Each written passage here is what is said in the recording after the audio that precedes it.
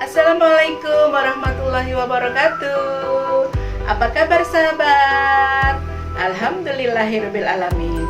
Jumpa lagi di channel Runi Education, channel pendidikan dan kegiatan pembelajaran. Sahabat, sebelum kita mengawali pembelajaran kali ini, marilah kita berdoa terlebih dahulu. Selesai? Terima kasih. Biasakan juga ya sahabat untuk mencuci tangan dengan sabun dan air mengalir, baik sebelum maupun sesudah melakukan kegiatan. Selalu gunakan masker, jaga jarak dengan teman, jaga kesehatan dan kebersihan diri agar kita terhindar dari segala macam penyakit. Baiklah sahabat, untuk kali ini kita akan belajar tentang pertumbuhan dan perkembangan manusia. Yuk, kita simak saja pembelajaran selanjutnya. Tujuan pembelajaran kali ini adalah 1. Dengan melalui kegiatan mengamati dan berdiskusi ciri-ciri pubertas pada anak perempuan dan laki-laki, kalian dapat mengidentifikasi ciri-ciri pubertas dengan benar. 2. Dengan kegiatan berlatih, kalian dapat menyajikan karya tentang cara menyikapi ciri-ciri pubertas yang dialami. Sejak kamu lahir hingga sekarang sebesar ini, banyak perubahan yang terjadi pada tubuh kamu. Tinggi dan berat badan kamu yang sekarang berbeda dengan saat kamu masih berumur 5 tahun. Baju dan celana 8 tahun yang lalu kamu pakai pasti sekarang udah kekecilan dan kesempitan kan? Beberapa anggota badan kamu juga mengalami perubahan tertentu. Hal ini terjadi karena setiap makhluk hidup mengalami pertumbuhan dan perkembangan. Tapi kenapa ya kedua kata tersebut digunakan bersamaan? Bukannya kedua kata tersebut memiliki makna yang sama? Sabar dulu sahabat. Dalam ilmu biologi, kedua kata tersebut memang memiliki makna yang berbeda. Supaya kamu lebih paham perbedaan tersebut, yuk kita pelajari bersama. Pertumbuhan dalam ilmu biologi mengacu kepada perubahan fisik berupa pertambahan ukuran, volume, tinggi, dan massa. Sahabat, ini terjadi karena selama dalam pertumbuhan, sel-sel dalam tubuh makhluk hidup bertambah banyak. Alhasil, jaringan-jaringan dan organ-organ dalam tubuh makhluk hidup pun ikut berubah semakin besar. Nah, perubahan tubuh dalam pertumbuhan ini dapat diukur secara kuantitatif.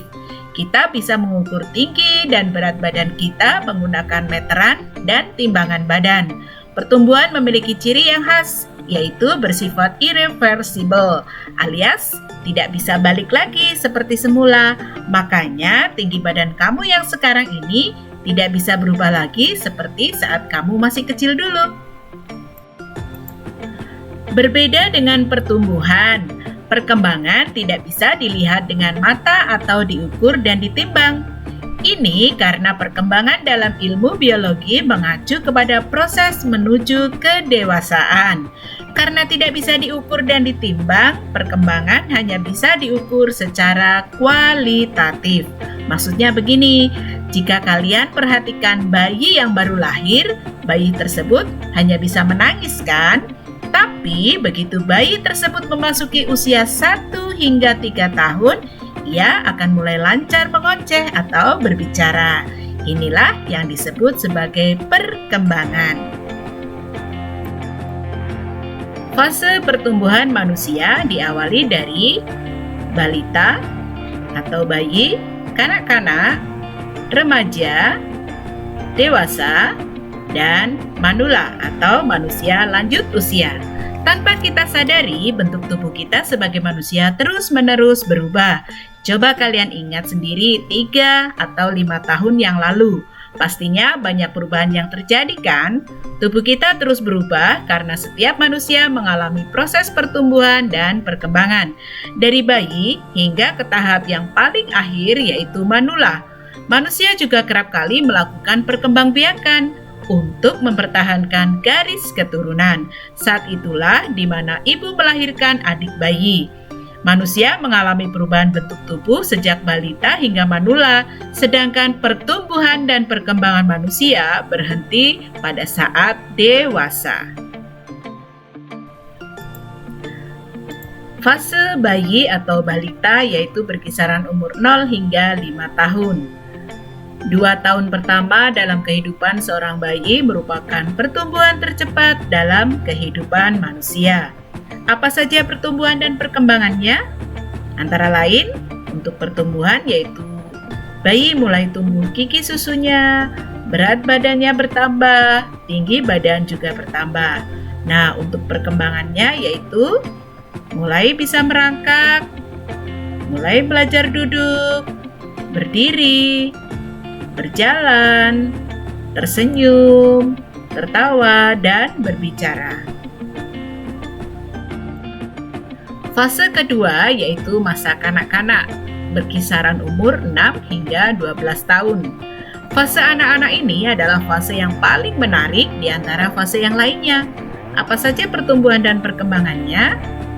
Pertumbuhannya antara lain masih tumbuh giginya, kemudian berat badannya masih bertambah, tinggi badan pun masih bertambah. Sedangkan untuk perkembangannya, fase kanak-kanak ini memiliki perkembangan yang unik, egosentris, aktif dan energik, rasa ingin tahu, eksploratif, spontanitas, suka berfantasi, mudah kecewa, marah, dan menangis.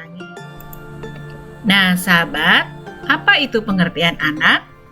Anak adalah kelompok manusia muda yang batasan usianya tidak selalu sama di berbagai negara.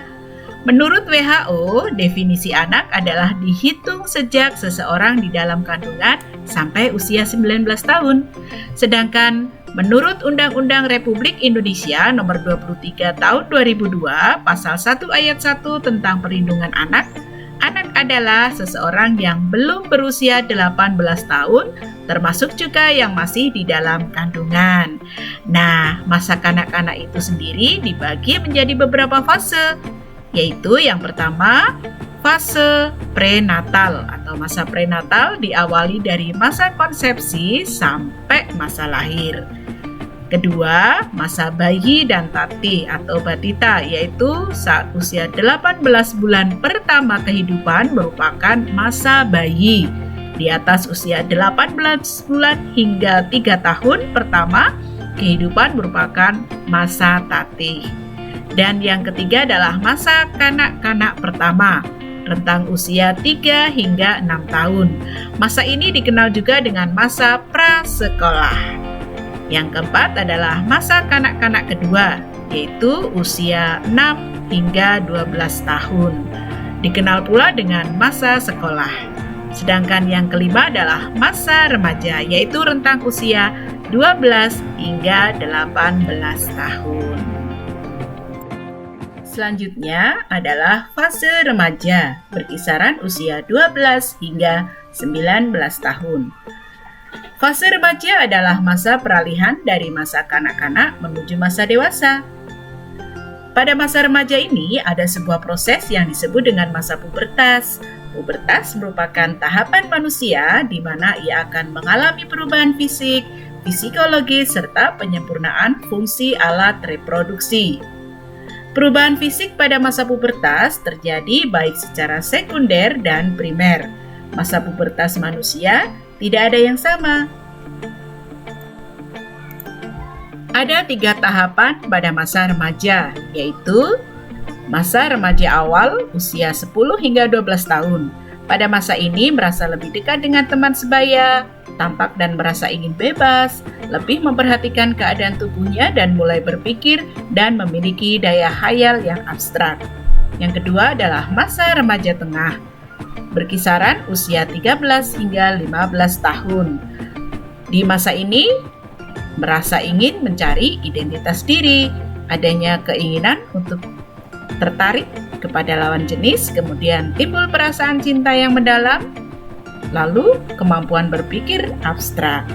Dan yang ketiga adalah masa remaja akhir, yaitu usia 16 hingga 19 tahun. Pada masa ini menampakkan pengungkapan kebebasan diri, dalam mencari teman lebih selektif, memiliki citra yaitu gambaran keadaan peran terhadap dirinya, kemudian dapat mewujudkan perasaan cintanya, memiliki kemampuan berpikir khayal atau abstrak. Nah, ini tadi adalah tahapan pada masa remaja. Kalau kamu termasuk tahapan masa remaja yang mana ya? Nah, sekarang yuk kita kenali perubahan apa saja yang terjadi pada masa pubertas remaja laki-laki. Perubahan sekunder terjadi tumbuh kumis dan jenggot, tumbuh jakun di leher, tumbuh rambut di area kemaluan dan ketiak, dada lebih bidang, suara mulai berat, tumbuh jerawat, dan bau badan. Sedangkan perubahan primernya mengalami mimpi basah, di mana kondisi remaja laki-laki mengeluarkan sperma ketika sedang tertidur. Inilah perubahan sekunder dan primer yang terjadi pada masa pubertas anak laki-laki. Selanjutnya, pubertas pada anak perempuan. Perubahan sekunder yang terjadi antara lain payudara mulai membesar, tumbuh rambut di area kemaluan dan ketiak, suara lebih nyaring, tumbuh jerawat, dan bau badan. Sedangkan perubahan primer yang dialami pada anak perempuan adalah mengalami menstruasi, yaitu peluruhan sel telur yang tidak terbuahi dari dinding rahim. Nah, sahabat, inilah perubahan sekunder dan primer yang terjadi pada anak perempuan. Dan perkembangan pada masa remaja antara lain cenderung lebih suka berada di luar rumah, yaitu sekolah atau rumah teman. Remaja tidak suka diperlakukan seperti anak kecil. Mulai memperlihatkan kemandirian, suka melakukan hal-hal baru, aktif dan kreatif. Mencari perhatian terhadap orang tua, keluarga, dan orang di sekitarnya. Tidak suka dengan aturan-aturan yang membuat kebebasan mereka menjadi sangat terbatas. Remaja sikapnya berubah-ubah atau tidak memiliki pendirian, dan remaja mulai memiliki ketertarikan yang khusus terhadap lawan jenisnya. Dan apa saja perkembangan pada masa remaja? Remaja biasanya cenderung lebih suka berada di luar rumah, yaitu sekolah atau rumah teman. Remaja tidak suka diperlakukan seperti anak kecil. Remaja juga mulai memperlihatkan kemandirian. Dia suka melakukan hal-hal baru, aktif, dan kreatif. Mencari perhatian terhadap orang tua, keluarga, dan orang di sekitarnya. Remaja tidak suka dengan aturan-aturan yang membuat kebebasan mereka menjadi sangat terbatas. Remaja sikapnya berubah-ubah atau tidak memiliki pendirian. Dan remaja mulai memiliki ketertarikan yang khusus terhadap lawan jenisnya. Ini tadi adalah perkembangan pada masa remaja. Nah, untuk kalian yang sudah memasuki masa remaja, kalian harus bisa bertanggung jawab untuk diri kalian sendiri. Bagaimana, sahabat? Untuk kalian yang memasuki masa remaja, hendaknya bisa bertanggung jawab terhadap diri sendiri. Sahabat, di sini ada tips sukses untuk kalian yang sedang memasuki masa pubertas atau masa remaja. Yang pertama, selalu mendekatkan diri kepada Allah sesuai dengan agama dan kepercayaan masing-masing. Yang kedua, selalu bertanya dan berdiskusi tentang pubertas kepada orang tua. Yang ketiga, berpikir dan berbuat positif. Keempat, perbanyak membaca buku pengetahuan. Kelima, pilihlah teman, pergaulan yang baik ya. Keenam, kembangkan hobi dan bakat kalian. Ini adalah tips sukses kalian di masa pubertas agar kalian dapat bertanggung jawab terhadap diri sendiri. Selanjutnya adalah fase dewasa, yaitu berkisaran usia 20 hingga 59 tahun. Manusia dewasa adalah orang yang telah selesai melewati masa pertumbuhannya dan siap untuk menerima keberadaannya di tengah-tengah masyarakat lainnya. Pada masa dewasa merupakan fase menyesuaikan diri dengan pola kehidupan baru yang lebih luas. Pada fase dewasa ini, pertumbuhan manusia sudah berhenti. Namun, masih terjadi perkembangan yang lain, yaitu Manusia dewasa mulai menjadi manusia yang produktif, mampu menyelesaikan permasalahan, memiliki perhatian khusus terhadap penampilannya, rasa sosial terhadap persahabatan mulai agak berkurang, memikirkan dirinya sendiri dan masa depannya, bertanggung jawab terhadap rumah tangga, keluarga, dan karir. Inilah perkembangan yang terjadi pada fase dewasa. Fase yang terakhir adalah fase manula, berkisaran usia lebih dari atau sama dengan 60 tahun. Fase ini merupakan fase terakhir dalam pertumbuhan dan perkembangan hidup manusia. Perubahan yang terjadi pada fase ini disebut penuaan.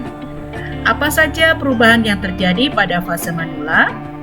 Perubahan fisik yang terjadi antara lain rambut mulai memutih atau beruban, kulit mengendur, muncul bintik-bintik atau flek hitam, kemudian penglihatan mulai kabur, pendengaran berkurang, tenaga melemah, dan mengalami masa menopause pada perempuan manula.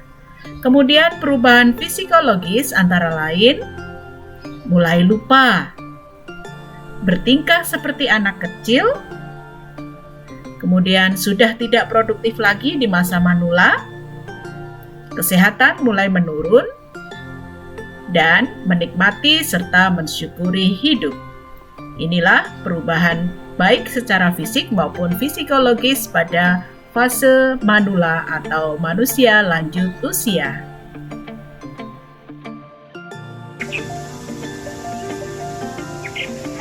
Hai. Bagaimana sahabat untuk pembelajarannya kali ini? Semoga menyenangkan ya dan kalian lebih mudah untuk memahaminya.